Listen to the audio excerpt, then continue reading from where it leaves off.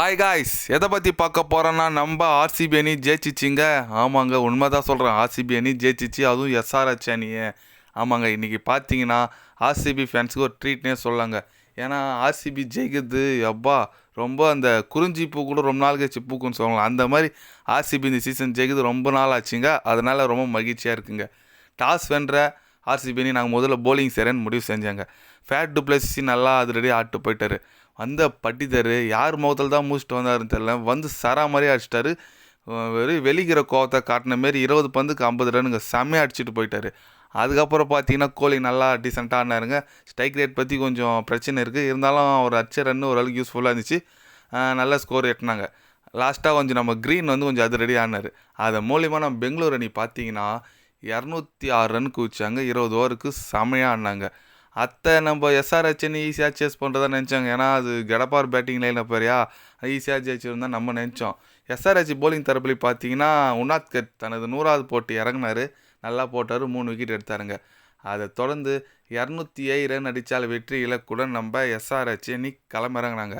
நம்ம அந்த Travers head அவர் அச்சு மேட்ச் முடிச்சுருவாருன்னு நம்ம நினச்சோம். அவர் ஒரு ரனில் அவுட் ஆகிட்டார்.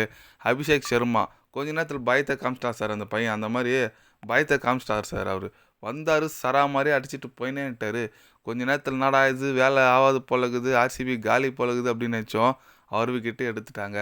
அடுத்து சொல்கிற மாதிரி வேறு யாருமே ஆடலைங்க. அதனால் நம்ம ஆர்சிபி அணி 173 ரன்குள்ளே நம்ம எஸ்ஆர்ஹெச் அணியை சுருட்டுட்டாங்க. ரொம்ப பெரிய விஷயங்க. ஏன்னு கேட்டிங்கன்னா எஸ்ஆர்ஹெச் அணி தான் இந்த ஐபிஎல்ல பெரிய பேட்டிங் லைனப்பு. அதுவும் இந்த பிச்சுக்கெல்லாம் செம்ம சேசிங் பிச்சு. கண்டிப்பாக சேஸ் பண்ணுறவங்க, அதுவும் நம்ம ஆர்சிபி பவுலர் பற்றி உங்களுக்கு நல்லா தெரியும். அவங்கள என்ன பண்ணுவாங்கன்னு சொல்லிட்டு என்னன்னு தெரில. இன்றைக்கின்னு பார்த்து கரண் சர்மா நல்லா போட்டார், க்ரீன் நல்லா போட்டார், யாஷித் தயால் நல்லா போட்டார். என்னன்னு தெரில, ஏதோ உலகத்துலேயே அதிசயத்தில் இது ஒரு அதிசயமாக நடந்துச்சு. நம்ம ஆர்சிபி அணி நல்லா போட்டாங்க, டிஃபெண்ட் பண்ணியிருக்காங்க டோட்டலாக. அது ரொம்ப ரொம்ப பெரிய விஷயமா இருக்குது. அதனால் நம்ம ஆர்சிபி அணி ஜெயிச்சது குறித்து நம்ம ஃபேட் டு பிளேஸ் ஒன்று பேசியிருக்காருங்க. இந்த வெற்றி எங்களுக்கு முக்கியமானது. அது இல்லாமல் இந்த வெற்றி நாங்கள் ரொம்ப நாள் தேடிட்டு இருந்தோம், இப்போ தான் எங்களுக்கு கிடச்சிருக்கு. ரொம்ப மகிழ்ச்சியாக இருக்குது. இந்த வெற்றி நாங்கள் எங்கள் ரசிகர்களுக்கு சமர்ப்பணம் பண்ணுறோம். ஏன்னா நாங்கள் எங்கே போனாலும் எங்களுக்கு அவங்க தான் வந்து ஊக்கத்தை கொடுக்குறாங்க, கை தட்டுறாங்க, எங்கள் கூட நிற்கிறாங்க.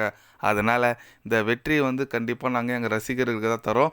மேல் வர போட்டியில் நாங்கள் வின் பண்ணி கண்டிப்பாக உங்களுக்கு நல்ல ட்ரீட் தருவோம்னு சொல்லிட்டு ஸ்டேட்மெண்ட் விட்டுருக்காங்க. ரொம்ப நல்லதுங்க.